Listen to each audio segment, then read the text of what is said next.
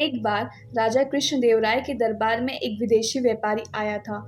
इस व्यापारी ने राजा से मुलाकात कर कहा कि आपके पास कई मंत्री हैं और उसने इन मंत्रियों की बुद्धिमानी के बारे में काफ़ी कुछ सुना है।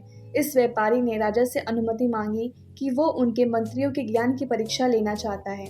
राजा ने भी उस व्यापारी की बात मान ली और कहा कि वो उनके मंत्रियों की बुद्धिमानी की परीक्षा ले सकते हैं। फिर क्या था, व्यापारी ने राजा को 3 गुड़ियाँ दी। ये तीनों गुड़ियाँ दिखने में एक जैसी थी।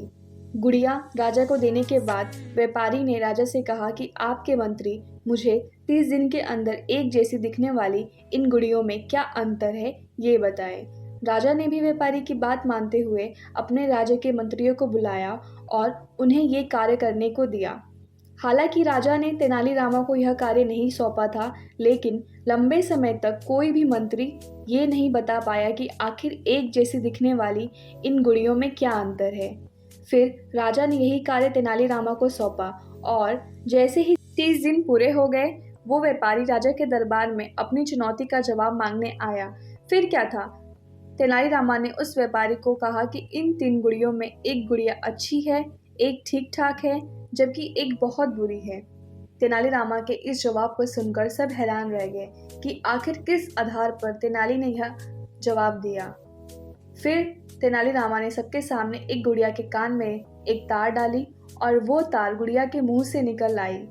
फिर इसी तरह उन्होंने दूसरी गुड़िया के कान में तार डाली और वो तार गुड़िया के दूसरे कान से निकल गई और अंतिम गुड़िया के कान में तार डालने पर वो तार किसी भी जगह से बाहर नहीं निकली।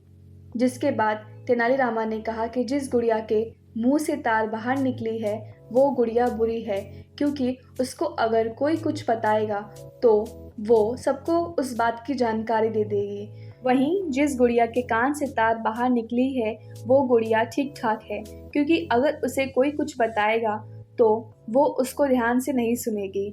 वहीं जो आखिरी गुड़िया है उसे जो कोई कुछ बताएगा तो वो उसे अपने दिल के अंदर रखेगी, इसलिए वो गुड़िया अच्छी है। इस तरह से तेनालीरामा द्वारा दिए गए जवाब को सुनकर राजा के साथ साथ वो व्यापारी भी हैरान रह गए। लेकिन तेनाली यहाँ पर ही नहीं रुके। उन्होंने इस गुड़िया के बारे में कहा कि पहली गुड़िया उन लोगों में से है जो कि ज्ञान को सुनकर लोगों में बांटती है।